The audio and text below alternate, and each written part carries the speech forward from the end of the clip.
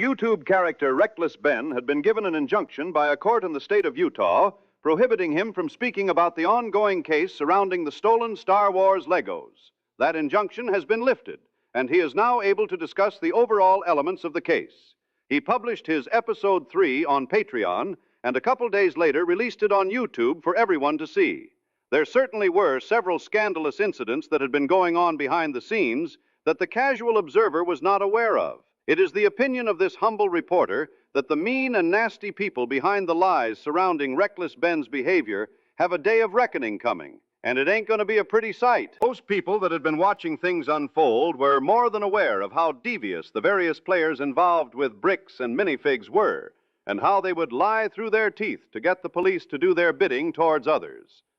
This tactic was never more in play than with Ammon McNeff and the Provo, Utah Police Department, who were working in conjunction with one another, which I believe is called a conspiracy, to drum up some sort of instance that would allow them to charge Ben with a crime. No crimes had been committed by him, so this was difficult for them to conjure up out of thin air.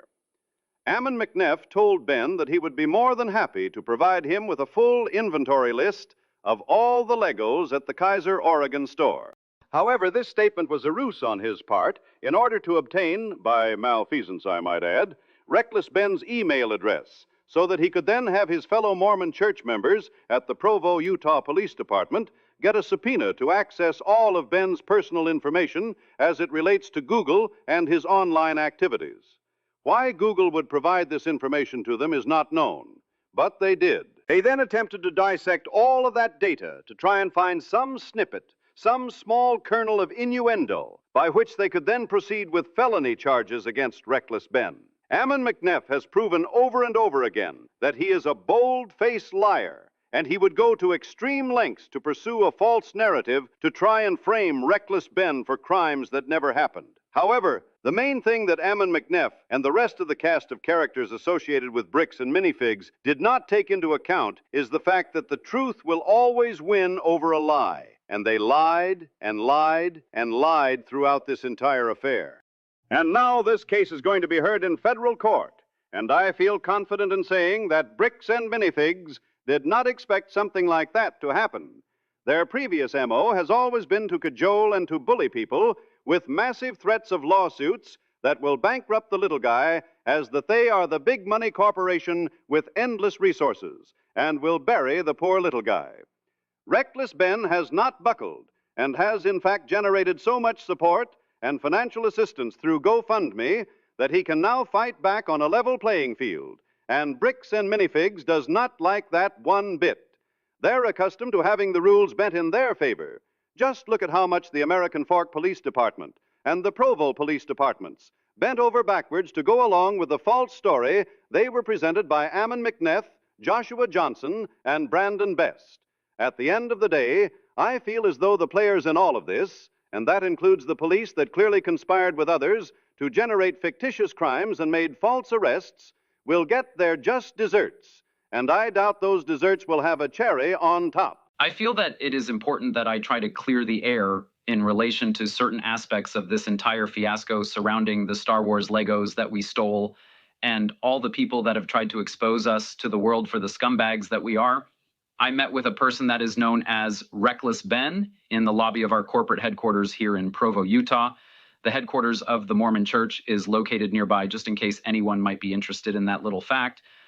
So I explained to Reckless Ben through my lying teeth and my funny-looking mustache that the previous franchise owners at the Kaiser, Oregon retail location were the ones that took the Legos that were on consignment and belonged to Brian Mansell, and we had nothing to do with any of that whatsoever. He then provided me with video showing one of my employees, Brandon Best, taking possession of not only the Kaiser, Oregon store location, but also everything inside of that store as well, which included all of the Star Wars Legos placed there on consignment by Brian Mansell. In my best straight face, which can only be accomplished by wearing our magic underwear, I told him that the video he had was bogus and that what he had on video never happened, and he was delusional. He responded to me in a very polite way and said that what he had were in fact the actual circumstances surrounding all of this.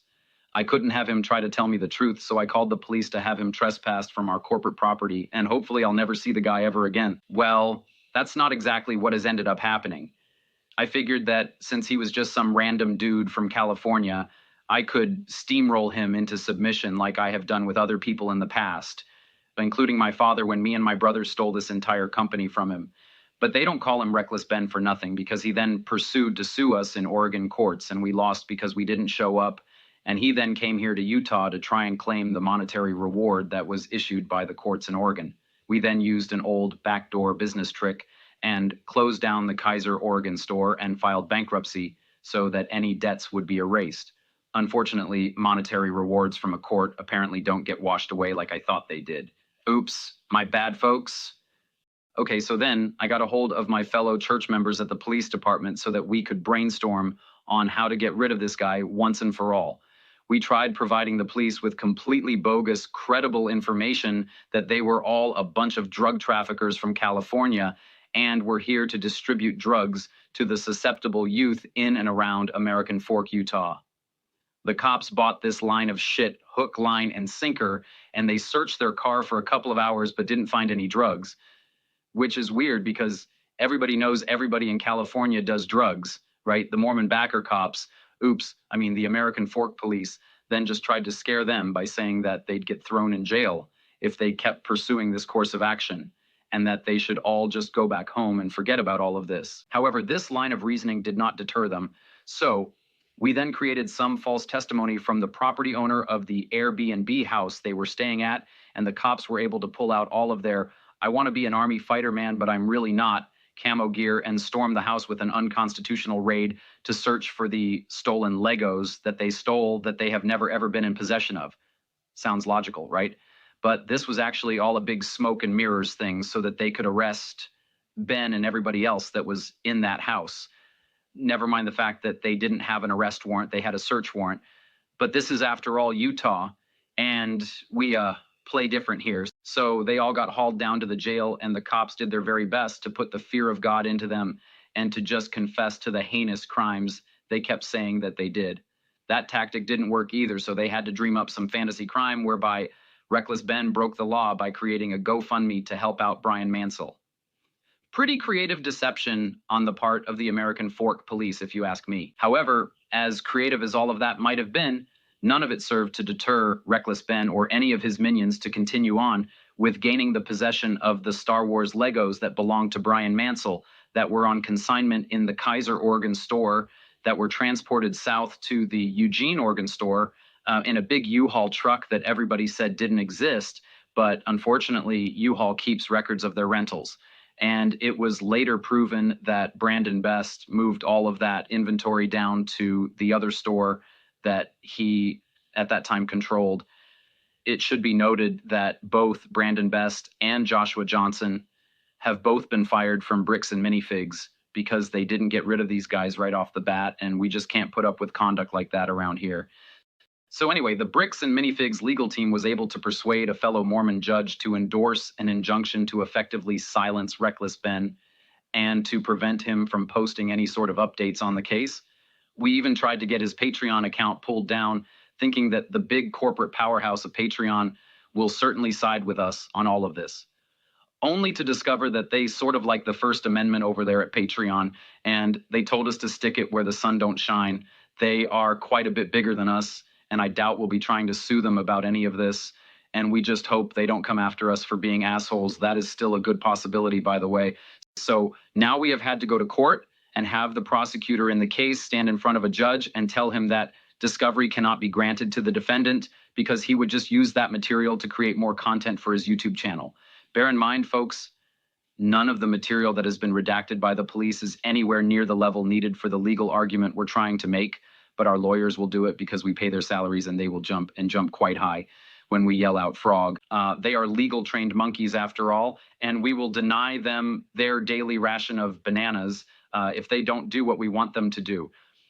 It's basically as simple as that. So now the case has been moved up to federal court, which is something we have no experience with at all. And the lawyers we have on staff have no federal experience either.